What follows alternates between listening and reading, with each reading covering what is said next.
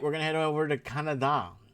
Lots happening in Canada, especially if you're a real estate owner or you own real estate or you think you bought at the bottom and you're at the top and your property was making 20% gains every year and you thought it was normal and you believed all those investors that say, if you don't buy now, you'll never own anything. Remember those guys back in 2016, 2017, making videos about me, making fun of me about what I was telling people, how it's going to crash. It's over leveraging. Even if you own something, you won't be able to afford it because of the property tax. That goes back to the videos we made. You're damned if you do and you're damned if you don't. So let's head over to Canada. What is going on? And Canadian household debt grew 2 times faster than 2019, driven by mortgages. So more and more people are putting out more just for a shelter, to live in one of these glass capsules in the sky. Canada's central bank has been slashing rates to get households to borrow. And mission accomplished. Data shows that household debt climbed aggressively in February. Growth may seem slow relative to the recent low rate frenzy, but debt is being racked up at twice the rate since 2019. Despite weak home sales, growth is driven by mortgages, implying the boost is coming from new home completions and cashing in equity via refinancing. We talked about these HELOCs and second and third mortgages, how they're going to come and they're going to destroy you financially when they raise rates. Remember when rates were at historical low and I said, guys, in 5 years, back in 2020, I said, in 5 years, you're going to pay double and triple. Here we are. Canadian households owe more than $3 trillion. I think that's more than Australia now. I think Canada debt per capita, debt, private debt. I think Canada has now passed Australia, because Australia is going through the same thing with the Chinese money laundering and the fentanyl and real estate and all the problems with bidding wars on real estate. And it's the same thing. So there it is right there, folks. This is what they owe. And Canadian mortgage debt grew 2 times faster than pre-pandemic. And does it go into something else? Yeah, Canadian household debts reliant on mortgages. So a lot of people are eating. Why? They're buying food on debt. That's a big thing we've been talking about on this channel for over 15 years. Calculate your total debt service ratio. See how much money you have left over for food. If you can't afford the mortgage and you can't afford to buy food, rent something or move to a different country if you're skilled, so you can afford to buy food. All right, let's keep going. Hey, remember this prick? The Liberals aren't tabling a budget. How does that affect the economy and your wallet? Okay, it's very simple. When they do not, they're going to go back to what Trudeau said, that the books would balance themselves or the budget would balance itself. They are just going to print money to oblivion, and they're going to be sending that money to Ukraine, and most of it will come back into these politician accounts, just like they were doing back in the States. And we warned you guys that Ukraine was a money laundering right from before they pulled the trigger, that it's a money laundering front. And here we are here, guys, and in all these social media influencers that were pro-Ukraine, Russia bad, pro-Ukraine, Russia bad, took down all the videos. Just like the videos on the injections, they took down all the videos. They took down everything. These influencers that make the money. So there is no nothing, because, like I said, if you get a forensic accountant in there to go back, let's say a year, the horrific things they'd find would probably cause civil unrest in Canada, where we'd have civil unrest on the streets. Because Canada is now in a looting phase. They're looting everything.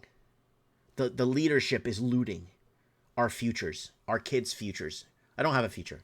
My kids' futures are being looted right now in Canada.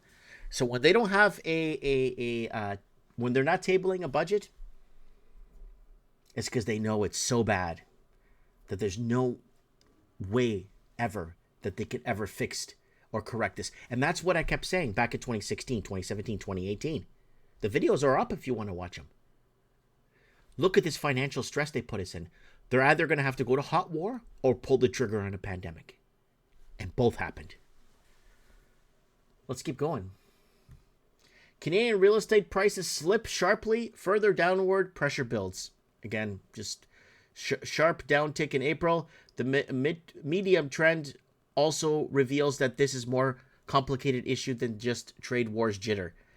And Canadian real estate prices continue to see downward pressure, and they will continue to see downward pressure. Yeah, they're gonna go back down to about right here, about the $400,000 mark. Mark my words, folks. They're gonna go back right down there. Why? Because wages and incomes need to be in line with real estate. Something we've been saying here for 15 years now. And CBC, Canadians broadcasting crap. Remember these guys are using taxpayer funds? CBC is the Canadian news outlet here in Canada where they basically are funded by taxpayers. CBC has escaped defunding for now. So what happens next? Again, beginning of the year, CBC was facing a very real prospect of being defunded by the Conservative government. But after the political winds shifted, we told you what was going to happen, that Mark Carney was going to win. In favor of Mark Carney's Liberals, the public broadcaster was granted a reprieve, giving the minority Liberal government what could be a short runway to implement its proposed changes. So there it is right there. So taxpayers will continue paying for their media. And Canadian job market diverges from U.S. Weak loonie usually follows BMO. So what does this mean? It goes back again. We made a video about 2 months ago. 60-cent loonie coming up. 60-cent loonie. 60-cent dollar against the U.S. The Canadian-U.S. labor markets tend to make very similar moves and rarely diverge. Canada employment shows worst relative performance since 2001. In 2001, that employment was junk employment data. Go back to our 2001 video. Junk employment data. Canada is building itself on junk employment data. Government jobs.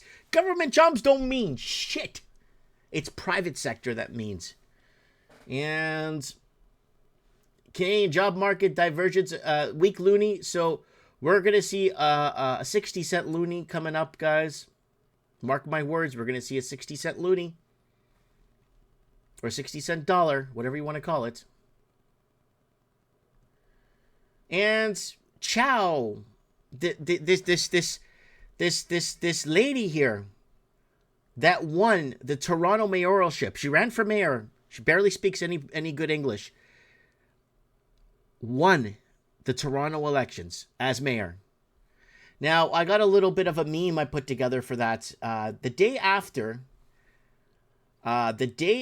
she won the election for Toronto as the most voted for mayor, I put up a little meme for you guys. It was kind of funny.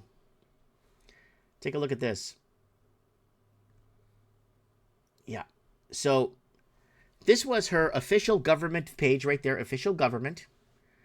1,100 followers. And this is an official page that's directed from a government official page to go there to follow her. If you like her. If you voted for her, follow her. 1,100 followers. That is 2 days after the election. 1,100 followers. Right? Then you go to my page before when I had 121,000 followers. This guy can't read. 121,000 followers.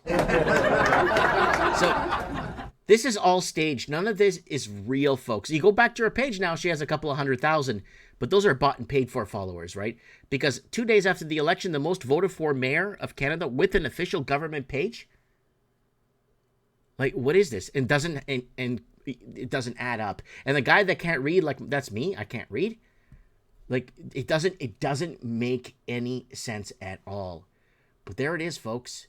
So the most voted for mayor right here, they want her to live stream events and counselors to accountability push. This is all staged. Nothing is real. And Carney reaffirms Canadian support for Ukraine in first meeting with Zelensky. Of course he is. Of course. You need to launder more money in Canada. You need that Chinese money moving around. You need to impoverish the Canadian proper and destroy the Canadian proper. Why do you think this show is so hidden? Why do you think no one could find it? Why do you think we don't exist anywhere after 606 shows? or even short videos I've been making all these years. Why? There's a reason why we can't. Bullshit. It's all bullshit. And you want to hear more bullshit? Right here. Again, Anita Aman's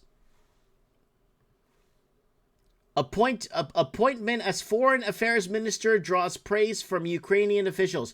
So they've got a Hindu lady that got into politics 3-4 years ago. No political history, no politics, no nothing. But now she is sworn in as foreign minister. So it looks like Canadians don't want that job either. But all jokes aside, it started with Canadians don't want to work in fast food industry, and they did. Oh, did they ever. I still remember in 1995, 96, I was trying to get a job at a fast food place, but they started hiring foreigners that were coming in. I'm like, what about the kids in high school and summer jobs? And that was gone. So we lost those. Then they started to say Canadians don't want to work in big box retail stores. Yes, they do. And then they started to say Canadians don't want to work for the government jobs anymore. They do. They're just not allowed to be hired anywhere. And then now they go and say Canadians don't want to work in our banking system. We got to bring in Chinese nationals to work in the banks. We got to bring in Hindus to work in our banks. And now we don't have a Canadian that wants to be foreign minister. You can't make this stuff up. And Trump says Zelensky pissed away billions with Ukraine aid, and we told you guys this was all a show. This was all a front to launder money, some weapons testing, and just murder of innocent family, innocent children, just the innocence in the middle that is being destroyed by this propaganda.